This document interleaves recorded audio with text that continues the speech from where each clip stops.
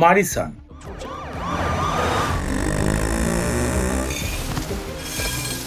তামিল এই মুভিটি যারা কিনা একটু রহস্যময় গল্পকে খুঁজে বেড়াচ্ছেন তাদের জন্য 100% দেখা উচিত। ফাহাদ ফাসাল, আপনারা হয়তো মনে করতে পারেন এসিপি শিকাওয়াত, মনে আছে পুষ্পার সেই কুখ্যাত পুলিশ অফিসারের কথা, তিনি এখানে মুখ্য চরিত্রে অভিনয় করেছেন। ঘটনাটি শেয়ার করতে হলে প্রথমেই বলতে হয় একটা চোরের গল্প। कुछ घरों को देखकर लगता है कि वो मुझे इनवाइट कर रहे हैं और ये वही घर हैं जिनके अंदर मैं घुसता हूँ। मैं हमेशा से यही सोचता था कि समंदर की गहराई में तैरने वाली मछलियाँ। চোর জেল থেকে বের হয়ে চলে গিয়েছে নতুন চুরির উদ্দেশ্যে।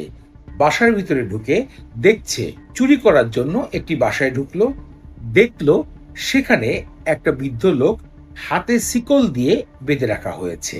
সেই বৃদ্ধ লোকটা কেন শিকল বাঁধা রয়েছে সেই প্রশ্নের উত্তরে তিনি জানতে পারে তিনি সবকিছু ভুলে যান কিছু সময় পরে, এই কারণে তার পুলিশ ইন্সপেক্টর ছেলে তাকে এভাবে বেঁধে রেখেছে। এবং সেই বৃদ্ধ লোকটি চোরকে বলছে, তুমি যদি আমাকে খুলে দাও তাহলে তোমাকে আমি 25,000 টাকা দিব। जरूर उनके बीच में कोई कनेक्शन है और ऐसा ही कनेक्शन। চোর খুশিতে তাকে খুলে দেয় এবং বাইরে নিয়ে যায় এটিএম বুথ থেকে চোরকে সেই বৃদ্ধ লোকটি টাকা উঠিয়ে দিচ্ছে। চোর ভালো করে দেখলো তার অ্যাকাউন্টে 25 লক্ষ টাকা রয়েছে। এই তো ঘটনা শুরু হয়ে গেল।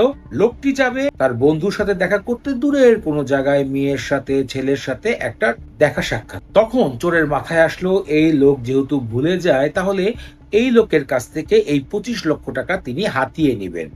আর ঘটনার শুরুটা এখান থেকেই। এরপরে প্রতি সেকেন্ডে আপনার কাছে রহস্যময় বিষয় চোখে পড়বে। চোর চাইলেও তার কাছ থেকে পিনকোড নিতে পারছে না কাঙ্ক্ষিত কার্ড, কারণ কার্ড 2-3টা রয়েছে। এমনই দুর্দান্ত গল্প খুঁজে পাবেন এই সিনেমাতে। নেটফ্লিক্সে সিনেমাটি দেখে আমি অনেকটা সময় হতভম্ব হয়ে রয়েছি, কারণ সিনেমাটি আমি যেভাবে শুরু করেছিলাম যেই মনোভাব নিয়ে, তা ঠিক সিনেমার শেষ কিছুক্ষণ আগে পরিবর্তন হওয়া শুরু করে। নতুন গল্প চলে আসে সিনেমার ভিতরে। দেখা যাচ্ছে যে লোকটি রাত করে কোথায় চলে যাচ্ছে।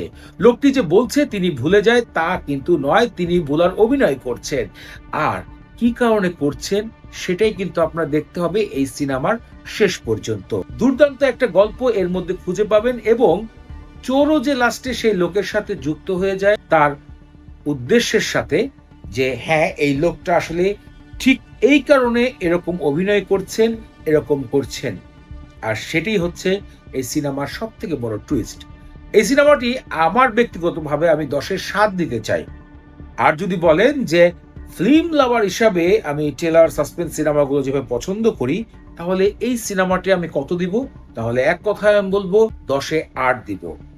সাধারণভাবে এটাকে যদি রেটিং দেওয়া যায় তাহলে সবার ক্ষেত্রে এটা 10-এ 6.5 দেওয়ার মতন একটি সিনেমা। আপনি বসে যতটুকু সিনেমাটা উপভোগ করবেন, শেষের কয়েকটা মিনিট আসলে ওইভাবে অ্যাকশনটা ফুটানো হয়নি, কারণ এটা কোনো অ্যাকশন সিনেমা নয়। পুরো সিনেমাটাই আপনি উপভোগ করবেন এবং আপনি শেষ টাইমে বলবেন, যাক আমি যে একটা সিনেমা দেখলাম 2 ঘন্টা সময় নষ্ট করে, সেটা আমার সম্পূর্ণ সময়টা যেন উসুল হয়েছে। যারা রোমান্টিক পছন্দ করেন তারা এই সিনেমা দেখবেন না, যারা একটু ভালোবাসা পছন্দ করেন তারাও দেখবেন না, কিন্তু যারা ফ্যামিলি এন্টারটেইনমেন্টকে পছন্দ করেন, মানুষের দুঃখকে পছন্দ করেন, রহস্যকে পছন্দ করেন, তাদের জন্য একটা রিকমেন্ড সিনেমা। ফ্রেন্ডস, আমার কাছে বেশ ভালো লেগেছে, শেয়ার করলাম আপনাদের কাছে। নেটফ্লিক্সে উপলব্ধি রয়েছে, আপনারা দেখে আসতে পারেন সিনেমাটি। আজকে এখানে বিদায় জানাচ্ছি, দেখা হচ্ছে নতুন কোনো ভিডিওতে। যাওয়ার আগে বলতে চাই, যারা ফেসবুক থেকে দেখছেন ভিডিওটির জন্য আমার এই ফেসবুক পেজটি ফলো করতে পারেন। যারা ইউটিউবে দেখছেন তারা ইউটিউব চ্যানেলটি সাবস্ক্রাইব করে আমাকে ভালোবাসা প্রকাশ করতে পারেন।